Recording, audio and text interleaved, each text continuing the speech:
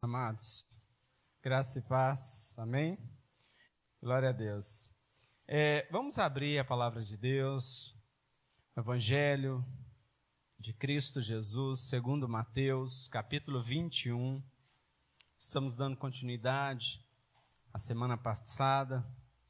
Nós meditamos na palavra de Deus a respeito da edificação do templo por meio de Jesus, e a respeito da autoridade de Jesus, que foi questionada, num determinado momento, pelos sacerdotes, pelos escribas, pelos fariseus e por todos aqueles que eram zelosos com a palavra de Deus, mas não tiveram discernimento e não souberam ver a autoridade da pessoa de Jesus. E hoje vamos no capítulo 21, a partir do verso de número 33, que é uma sequência. Espero que a mensagem da semana passada seja um pouco lembrada pelos irmãos, e que naquela passagem onde a autoridade de Jesus é questionada, ele responde a estes que haviam arguído Jesus a respeito da parábola dos dois filhos, onde o Senhor um pai havia dado uma ordem a seus filhos. Um disse que não obedeceria. Primeiro obedeceria, mas não obedeceu na prática. Ele só disse que sim para a tarefa que lhe foi dada. E o segundo disse que não faria. Ele disse que não, mas na prática ele o fez. Me perdoe fazer essa confusão, é porque na versão NVI é invertido. Quando você lê na João Ferreira de Almeida, revista atualizada, o Senhor, no fechamento da parábola, diz: pois o segundo fez a minha vontade. Na NVI fala: o primeiro fez a minha vontade. Então, para que nós não nos confundamos aqui, veja bem, repetindo. O que disse que sim, seja ele primeiro ou segundo na sua versão, que disse que sim, mas não o fez, não obedeceu. O que disse que não, segundo a palavra, se arrependeu e obedeceu. Então, se a sua versão, seja ela qual for, o que disse inicialmente que não, arrependeu e obedeceu.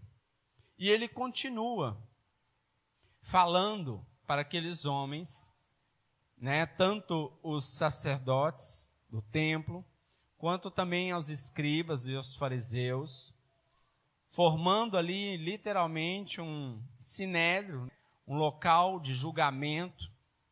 E eles temeram ao Senhor, porque foram também questionados a respeito do batismo de João Batista, perguntando se eles aceitavam e criam aqueles que eram batizados por meio de João Batista. E, ao perguntarem a Jesus, Jesus colocou uma condição para responder. Se eles respondessem aquilo que Jesus havia perguntado a eles, ele então responderia. E eles fizeram uma espécie de reunião para responder, porque entenderam da implicação que teria que se respondesse que sim ou que respondesse que não.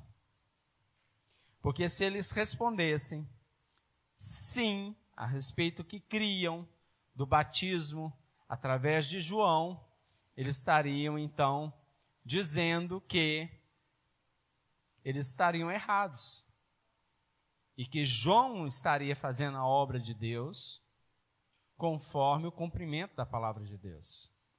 Mas se eles dissessem que não, que era na verdade o que eles pensavam a respeito, mas temendo serem apedrejados pelo próprio povo de Deus por não reconhecerem que João era um profeta de Deus e que fazia as coisas segundo a palavra de Deus, então, temendo ser apedrejados e perder toda a credibilidade diante do povo, eles não responderam, mentindo, dizendo: não sabemos. E nós sabemos também das implicações daqueles que negam a palavra de Deus. E Jesus, na sequência, ainda no capítulo 21, mas a partir do verso de número 33 até o verso de 46, nos ensina a respeito, também por meio de uma parábola, e essa parábola é dos lavradores maus.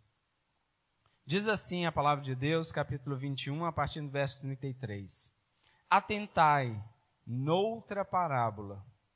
Havia um homem, dono de casa, que plantou uma vinha, cercou-a de uma sebe, construiu nela um lagar, edificou-lhe uma torre e arrendou-a a uns lavradores. Depois se ausentou do país. Ao tempo da colheita, enviou os seus servos aos lavradores para receber os frutos que lhe tocavam.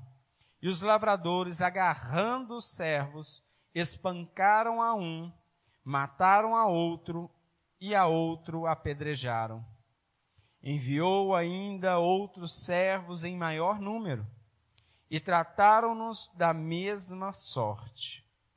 E por último, enviou-lhes o seu próprio filho, dizendo: a meu filho respeitarão. Mas os lavradores, vendo o filho, disseram entre si: este é o herdeiro. Ora, vamos matá-lo e apoderamo-nos da sua herança. E agarrando-o, lançaram-no fora da vinha e o mataram.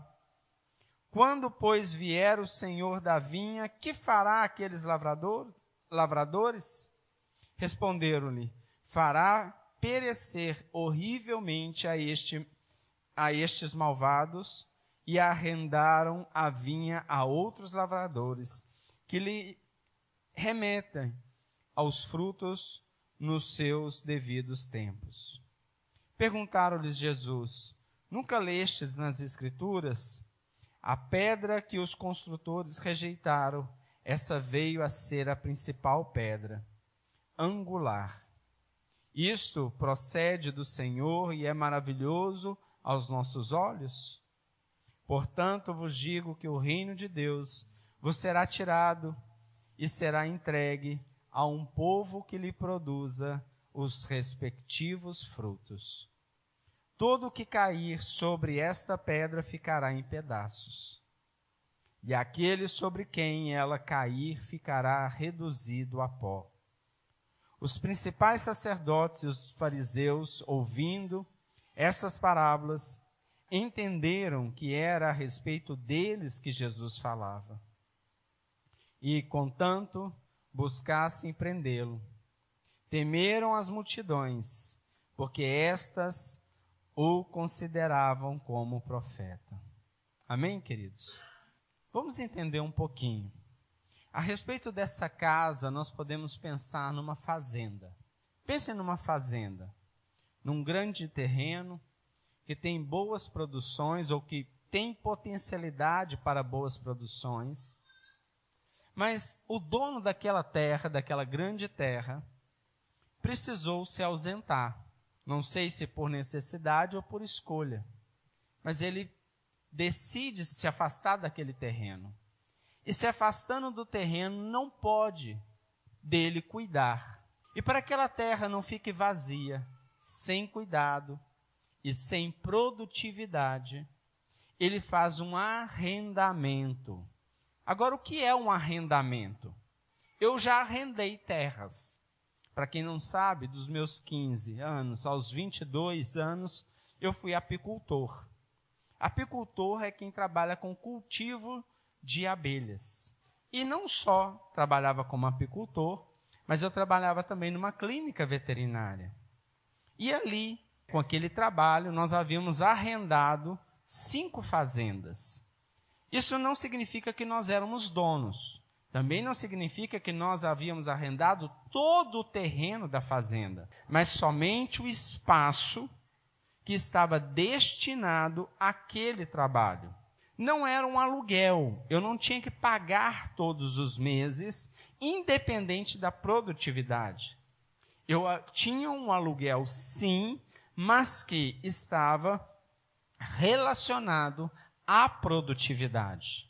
E, ao mesmo tempo, essa produtividade só poderia ser dentro de uma atividade específica, no caso era apicultura, porque outras pessoas haviam arrendado a mesma fazenda, quer dizer, outras terras dentro da fazenda para outras atividades. E eu não poderia ter uma atividade que fosse igual a que outros ali também estavam. Da mesma forma, outros que ali estavam também não poderiam ter uma atividade igual à minha. De forma que todos que estavam dentro daquele contrato de arrendamento tinham que cooperar entre si. Como assim? Por exemplo, não poderia ser plantado e nem tirar o que estava já plantado daquilo que fosse benefício para o meu trabalho ou o trabalho de outro, porque senão afetaria o meu trabalho. No caso do meu trabalho, ali como apicultor, eu também tinha o benefício de ter acesso, primeiro, à água e compartilhar daquela água com todas as outras atividades que ali estavam também. E manter a segurança de todos aqueles que trabalhavam ali, informando o momento de trabalho, a área de segurança e os caminhos que eles poderiam percorrer e tudo aquilo que eles poderiam fazer de forma segura. Da mesma forma, eles também teriam que me trazer determinadas seguranças. Eles tinham que cuidar das cercas para que não houvesse invasões, para que não houvesse um saque daquilo que estava sendo produzido ali. Isso é um arrendamento. Então, o proprietário era conhecido por todos, era respeitado por todos e todas as regras daquela fazenda tinham que ser respeitadas. Aqui nós temos o exemplo deste dono da fazenda. E ele arrendou. Isso não significa que ele doou, que ele vendeu. Ele continuava sendo proprietário. Esse mesmo relato nós temos em Marcos capítulo 12 e temos também em Lucas capítulo 20. E através desses outros relatos nós temos também outras informações que complementam, enriquecem. E diz nos outros textos que ele ficou por um longo tempo. E este longo tempo também tem o relato de que era por um tempo indeterminado. Mas mesmo sendo indeterminado e por longo tempo, chegou-se um tempo, segundo a vontade do dono da terra, que enviasse servos seus para que tirasse o resultado que lhe cabia. Então, dentro do arrendamento, aquilo que eu produzisse, X% conforme o combinado, era integral ao proprietário da terra. Os irmãos estão entendendo? Porque eu disse que não havia um aluguel. Não é como você entrar num apartamento e você ter que, todo mês, independente o quanto você usa o apartamento, você tem que pagar todos os meses. No arrendamento, não. Você tem que ter compromisso com a produtividade, mas você só paga um percentual daquilo que produziu.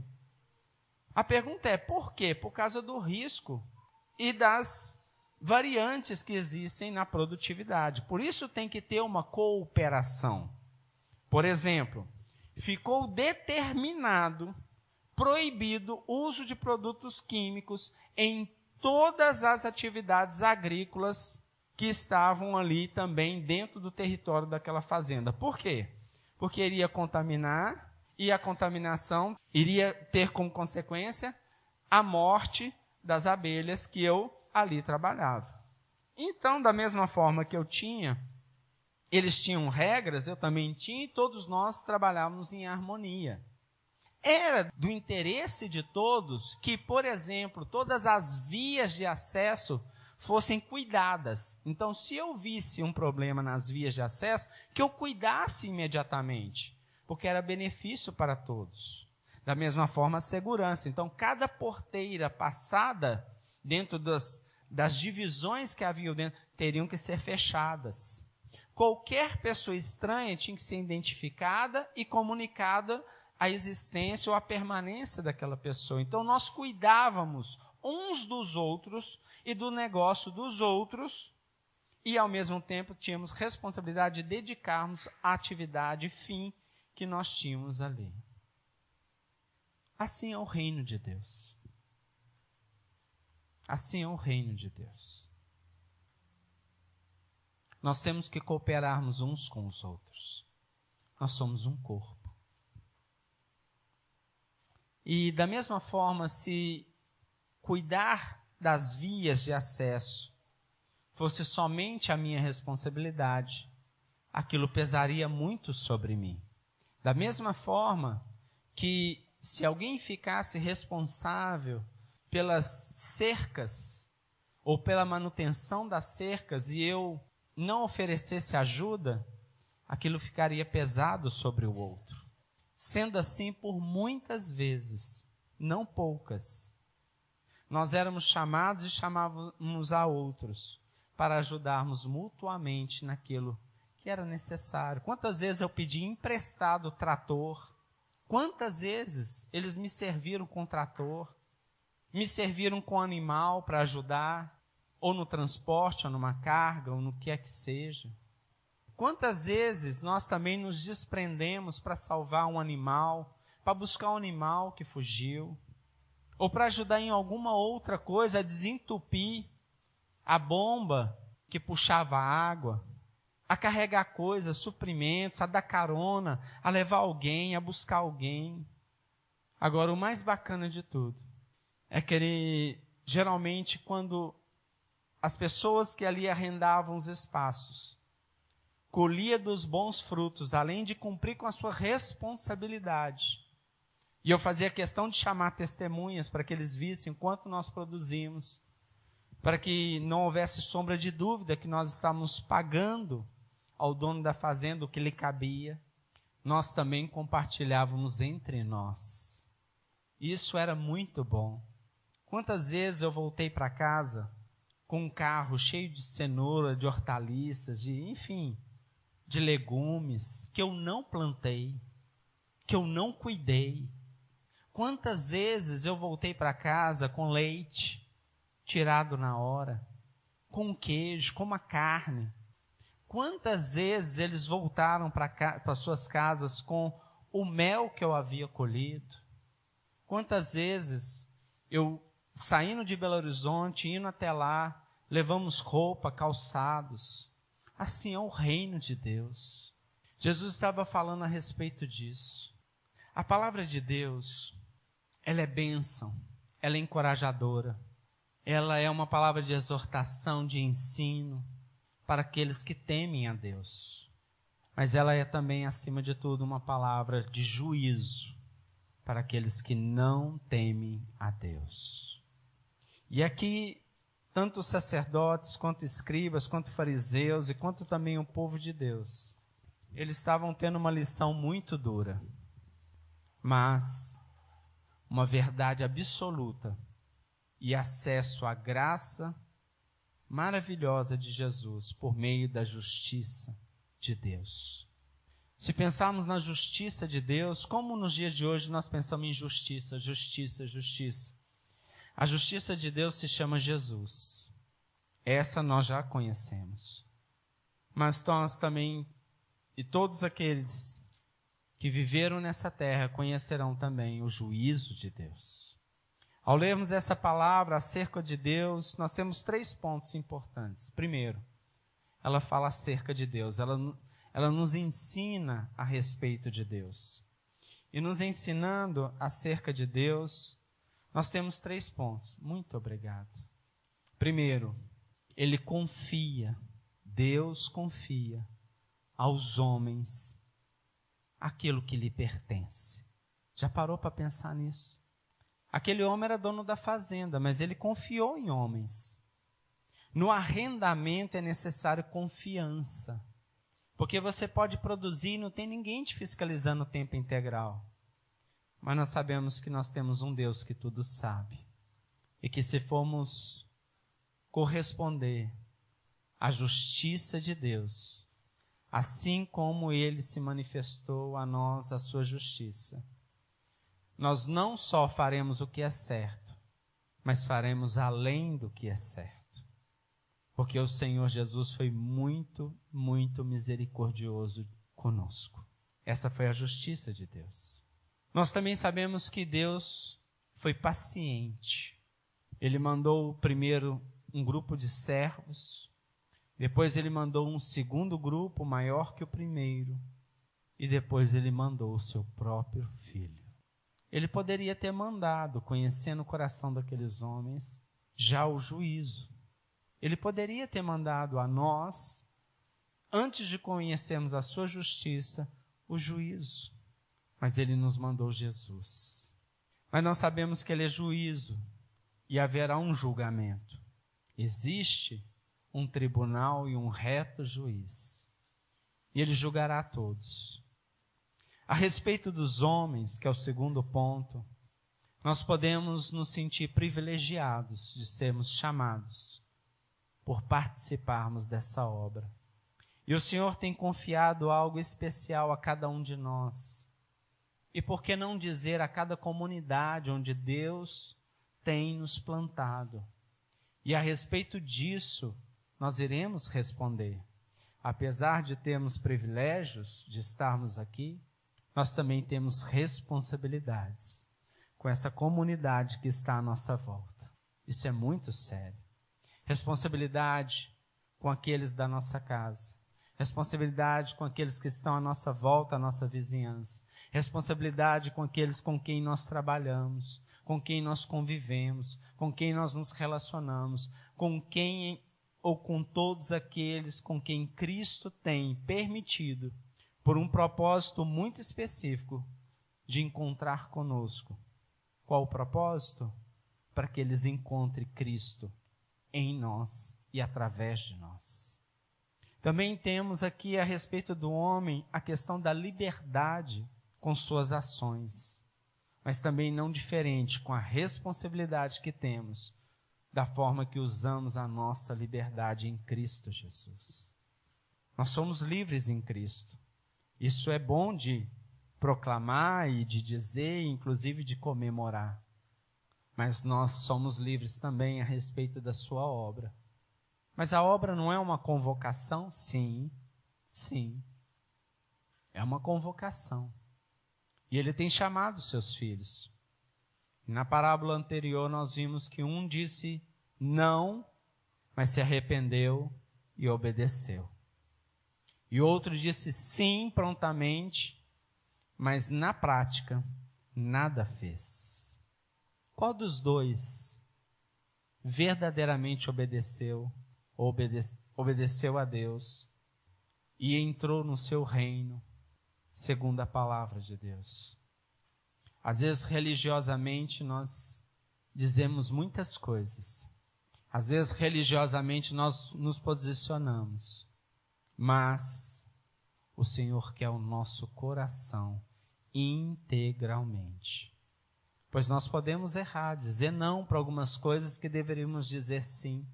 Às vezes dizemos não por um medo, por falta de entendimento, por tantas coisas, por fraquezas e limitações. Mas o nosso coração precisa confiar no Senhor. E essa responsabilidade, ela pode estar tendo implicações ou ser, como posso dizer, ela pode estar sendo influenciada pelo egoísmo do nosso coração. E se o egoísmo do nosso coração influenciar as nossas decisões diante de Deus, nós não agradaremos a Deus e faremos aquilo que é apenas o apetite carnal de cada um de nós. Quando falamos na escola dominical, assim como temos falado em muitos outros momentos e temos repetido propositalmente, e eu tenho convicção plena, dirigidos pelo Espírito de Deus, que nós usemos o nosso tempo, a nossa vida e todos os recursos que o Senhor tem nos confiado integralmente para Ele. Que esse conforto seja com responsabilidade, que seja o conforto de sabermos que estamos nele e que a nossa consciência foi lavada, assim como todo o nosso corpo em Cristo, com um propósito definido para honrarmos e servirmos e glorificar o seu santo nome, mas não para usarmos para o nosso bel prazer. Não temos conhecimento da palavra que não é pecado ter televisão, por exemplo, mas fazer daquilo um oráculo, um altar, e nos dedicarmos àquilo como se aquilo fosse um grande tesouro na nossa vida, dedicando o valioso tempo que temos, estamos pecando contra Deus. Isso não é só a televisão, é a respeito de tudo aquilo que estamos dedicando tempo a respeito. E por último, acerca de Cristo. Eles não entenderam, aquele que não entende o reino de Deus, não consegue entender também a obra redentora de Cristo Jesus. Entender o reino é entender a obra redentora de Cristo. Porque não basta só entender. E para entender é necessário aceitá-la, assim como ela é e sempre será para todos sempre.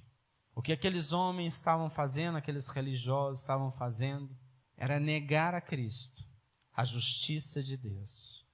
Eu sei que é um momento delicado na história, porque tenta entender, tenta pensar como um judeu, com promessas, de que como filho de Abraão, zeloso pela palavra, e tendo fé em Deus, ele alcançaria o reino de Deus.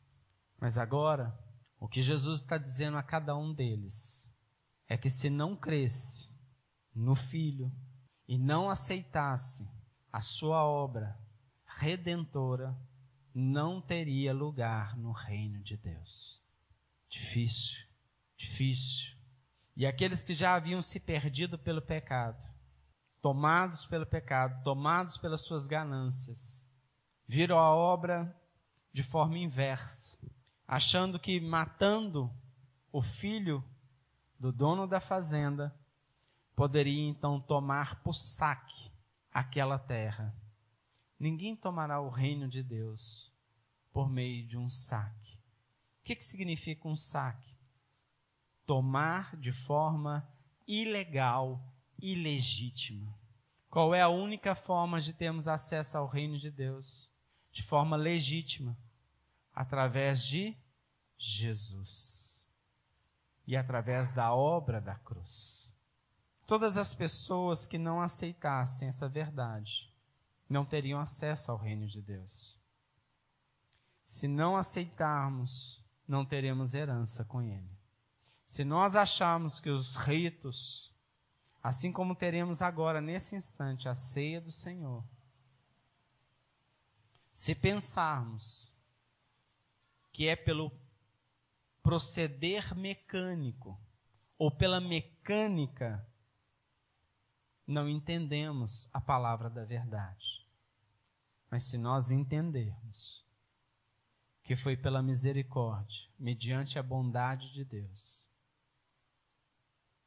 nós não só seremos privilegiados em recebermos os benefícios do sacrifício de Jesus, mas também o Senhor nos livrará do juízo final. Mas quem são aqueles que verdadeiramente entenderam e aceitaram a obra da cruz? São aqueles que confessaram a Jesus, que creram no seu coração, que foram batizados pelo Espírito de Deus e que hoje estão engajados na sua obra, que estão comprometidos com o reino, com a verdade e com a obra que ainda não se completou. Não que a obra da cruz não tenha sido suficiente, essa foi suficiente, mas que para que possamos alcançar muitos outros e atendermos aos anseios do Senhor, que está trabalhando até agora, nos preparando morada. Amados, a igreja redimida passa a ganhar a herança do povo de Deus. Isso nós temos que entender. Jesus é a pedra angular, a pedra fundamental para os que confessam o seu nome e edificam suas vidas nele. Nós fomos edificados nele. Com qual propósito? De sermos pedras vivas. Aquilo que é vivo é eficiente, eficaz e dinâmico, passando então a fazer parte do edifício de Cristo. O que significa ser pedras vivas? Para quem estamos ativos no seu reino, no seu corpo. E o contrário disso? O contrário disso significa negar a Cristo, negar a sua obra, deixar de ser pedra viva e se transformar em pedra de tropeço para todos aqueles que Cristo morreu na cruz do Calvário.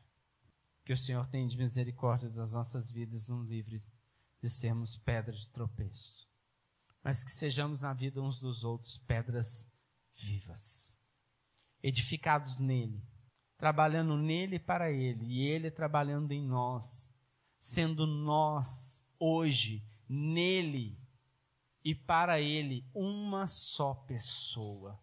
Já parou para pensar que escândalo isso é para aqueles que não creem na palavra de Deus? Que nós estamos nele, que nós somos um nele, e da mesma forma que Jesus falou, aquele que me vê, vê o Pai, mas ao mesmo tempo, aqueles que olharem para os meus me verão nele. Isso é loucura para o homem, mas é poder de Deus aos que creem. Isso é maravilhoso demais. Isso é poder de Deus. Religiosidade não nos revela isso, mas somente a pessoa viva e a palavra viva que se revela em nós. E que essa palavra seja a palavra de exortação e de edificação para todos nós que cremos no Senhor. Mas nós sabemos também que ela será a palavra de juízo a todos aqueles que não creem no Senhor. Pai, glorificamos o teu santo nome. Exaltado seja o Senhor para todo sempre. Oh Deus, bendito o teu santo nome.